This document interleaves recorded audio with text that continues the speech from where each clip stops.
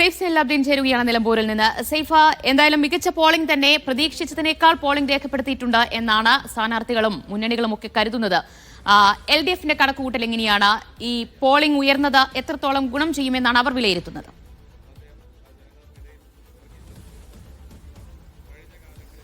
Polling വലിയ രീതിയിൽ ഉയർന്നോ എന്ന് ചോദിച്ചാൽ ടെക്നിക്കലി അങ്ങനെ ഉയർന്നിട്ടില്ല എന്നുള്ളതാണ് വസ്തുത ദിവ്യ. കാരണം കഴിഞ്ഞ തവണ 76.6% ഉണ്ടായിരുന്നു. ഇപ്പോൾ കഴിഞ്ഞ തവണത്തേക്കാൾ വോട്ടർമാരുടെ എണ്ണം കൂടുതലുണ്ട്. ഏതാണ്ട് 7787 വോട്ടർമാർ അധികമായിട്ട് ഉണ്ട്.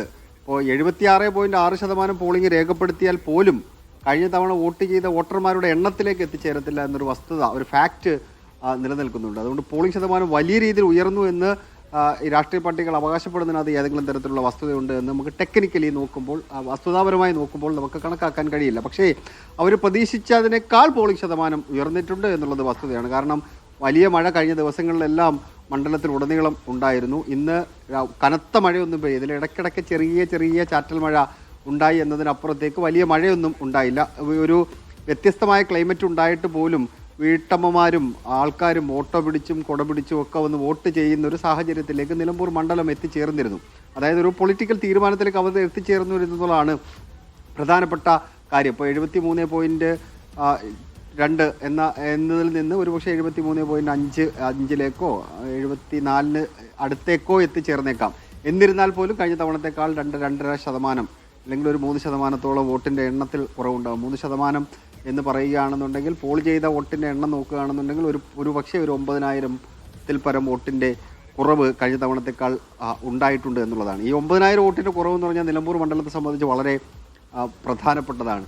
ഈ കണക്കാണ് തെരഞ്ഞെടുപ്പിന് ഏറ്റവും പ്രധാനപ്പെട്ട കാര്യം. അത് എവിടെയാണ് വോട്ടിംഗ് കുറവ്, എവിടെയാണ് കൂടുതൽ എന്നുള്ള കണക്ക് അത് രാഷ്ട്രീയ പാർട്ടികൾ എടുക്കാൻ പോകുന്നതേ ഉള്ളൂ. ഇപ്പോൾ ഒറ്റ നോട്ടത്തിൽ നമുക്ക് അവർ അവകാശവാദങ്ങൾ രണ്ട് രാഷ്ട്രീയ പാർട്ടികൾ, രണ്ട് മുന്നണികളും അതുപോലെ തന്നെ PV അൻവറും ഉന്നയിക്കും. പക്ഷേ നമുക്കത് ഒറ്റ ഓട്ടത്തിൽ അങ്ങനെ അങ്ങ് പറയാൻ കഴിയില്ല. ഇപ്പോൾ രണ്ട് പാർട്ടികളും ചെയ്യാൻ പോകുന്ന ഏറ്റവും പ്രധാനപ്പെട്ട കാര്യം 6 മണിയോട് കൂടി തന്നെ എല്ലാ ബൂത്തിലും വോട്ട് എടുപ്പ് അവസാനിപ്പിച്ചു, പോളിംഗ് അവസാനിച്ചു. സ്വാഭാവികമായിട്ട് അവരുടെ കണക്ക് അവരുടെ ഓരോ കേന്ദ്രങ്ങളിലേക്ക് എത്തിച്ചേരണം. താഴേക്കിടയിൽ നിന്ന് മുകളിലേക്ക് എത്തിച്ചേരണം. ഇപ്പോൾ CPMൻ്റെ കണക്ക് പറയുകയാണെന്നുണ്ടെങ്കിൽ ബൂത്തിൽ നിന്ന് ലോക്കലിലേക്ക് എത്തണം, ലോക്കലിൽ നിന്ന് ഏരിയയിലേക്ക് എത്തണം, ഏരിയയിൽ നിന്ന് ജില്ലയിലേക്ക്, ജില്ലയിൽ നിന്ന് പിന്നീട് മണ്ഡലം കമ്മിറ്റിയിലേക്ക് എത്തിച്ചേർന്നിട്ട് അവരൊരു വിലയിരുത്തൽ നടത്തിയിട്ട് സംസ്ഥാനത്തേക്ക് കൊടുക്കുക. അതാണ് അതിൻ്റെ ഒരു സംഘടനാ രീതി. കോൺഗ്രസിനെ സംബന്ധിച്ച് അതിൻ്റേതായ സംഘടനാ സംവിധാനമുണ്ട്. ഓരോ കമ്മിറ്റികൾ കേന്ദ്രീകരിച്ചുകൊണ്ട് അവർ കണക്ക് രൂപീകരിച്ചെടുക്കും. ഒരു ഓടക്കണക്കിലേക്ക് അവർ ഇന്ന് രാത്രി എത്തിച്ചേരും. അതൊരു 10 മണിയോട് കൂടിയായിരിക്കും എത്തിച്ചേരുക. ഈ ഇത്ര വോട്ടുകൾ പോൾ ചെയ്യപ്പെട്ടിട്ടുണ്ട്, ഇത്ര വോട്ടിന് നമ്മൾ ജയിക്കും എന്നൊക്കെ അവകാശവാദങ്ങളൊക്കെ ഉന്നയിക്കും. പക്ഷേ നമുക്ക് ഇന്ന് 19-ാം തീയതിയാണ്. 20, 21, 22, 23 4 ദിവസമുണ്ട്. 4 ദിവസം കൊണ്ട് ഇവർക്ക് കൃത്യമായി ബോധ്യപ്പെടും. ഈ രണ്ട് രാഷ്ട്രീയ പാർട്ടികൾ ഈ കണക്കെണ്ണുന്നതിനും വോട്ടിൻ്റെ കാര്യങ്ങൾ കൃത്യമായി തിരിക്കുന്നതിനും അതിഭീകരമായി ഇടപെടുന്ന ആൾക്കാരും കൃത്യമായ ബോധ്യമുള്ള നേതാക്കന്മാരുമാണ്. അതുകൊണ്ട് 2 ദിവസത്തിനുള്ളിൽ അവർക്ക് കൃത്യമായ ബോധ്യം വരും ആരാണ് ഇവിടെ ജയിക്കാൻ പോകുന്നത്, ആരാണ് തോക്കാൻ പോകുന്നത് എന്നുള്ളത്. 2 ദിവസം കഴിഞ്ഞുള്ള നേതാക്കന്മാരുടെ പ്രതികരണം കാണുമ്പോൾ നമുക്ക് അറിയാം, വായിച്ചെടുക്കാം, വരികൾക്കിടയിലൂടെ വായിച്ചെടുക്കാം നിലമ്പൂരിൽ ആരാണ് ജയിക്കാൻ പോകുന്നത് എന്നുള്ളത്. 2 ദിവസം കഴിയുമ്പോൾ സേഫ് നോക്കാം LDF നേതാക്കളൊക്കെ എത്രത്തോളം ആത്മവിശ്വാസം പ്രകടിപ്പിക്കുന്നുണ്ട്. ഇന്നിപ്പോൾ പറഞ്ഞതുപോലെയുള്ള ആത്മവിശ്വാസം അവരുടെ വാക്കുകളിലുണ്ടോ എന്ന് നമുക്ക് നോക്കാം. മുഹമ്മദ് ഷംസീർ കൂടി ചേരുന്നുണ്ട് നിലമ്പൂരിൽ നിന്ന്.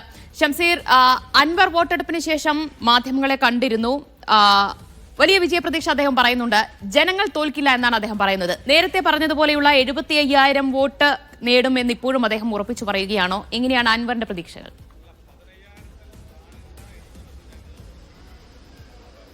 ദിവ്യ, PV അൻവർ ഉറച്ച ആത്മവിശ്വാസത്തിൽ തന്നെയാണ്. ഈ വോട്ടെടുപ്പിന് ശേഷം മാധ്യമങ്ങളെ കണ്ടപ്പോഴും കുറച്ച് ദിവസങ്ങളായി PV അൻവർ പറയുന്നു 75,000 വോട്ട് എന്ന ആത്മവിശ്വാസവും വിജയവും സുനിശ്ചിതമാണ് എന്ന് PV അൻവർ ആവർത്തിക്കുകയാണ്.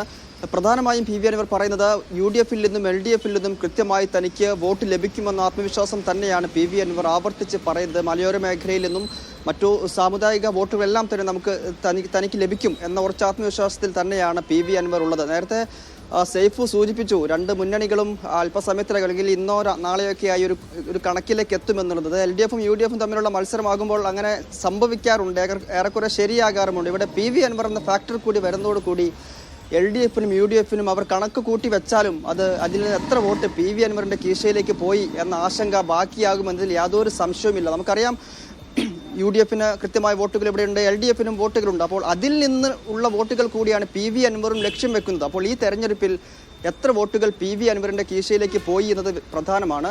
മറ്റൊന്ന്, പോളിംഗ് ശതമാനത്തിൽ വലിയ കുറവ് ഉണ്ടായിട്ടില്ല. അതും നെഞ്ചിടിപ്പ് കൂട്ടുന്ന ഒരു കാര്യം കൂടിയാണ്.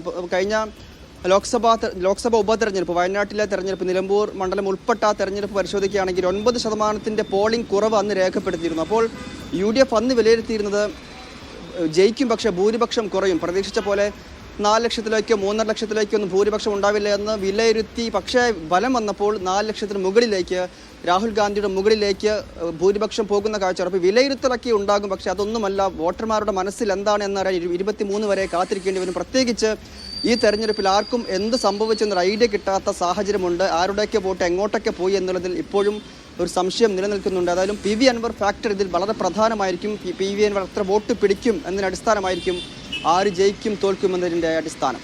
ദിവ്യ, യെസ്, അതാണ്. എന്തായാലും അൻവർ ഫാക്ടറി ഇല്ല എന്നൊക്കെ മറ്റു രണ്ട് മുന്നണികളും പറയുന്നുണ്ട്. എങ്കിലും അൻവർ എത്ര വോട്ട് പിടിക്കും എന്നതിനെ ആശ്രയിച്ച് തന്നെയായിരിക്കും ജയപരാജയം എന്നത് ഉറപ്പാണ്. അൻവർ ഉറപ്പിച്ചു പറയുന്നു 75,000-ലധികം വോട്ട് കിട്ടും, ജനം തോൽക്കില്ല, നിലമ്പൂരിലെ ജനങ്ങൾ തനിക്കൊപ്പമുണ്ട് എന്ന് അദ്ദേഹം ഉറപ്പിച്ചു പറയുകയും ചെയ്യുന്നുണ്ട്.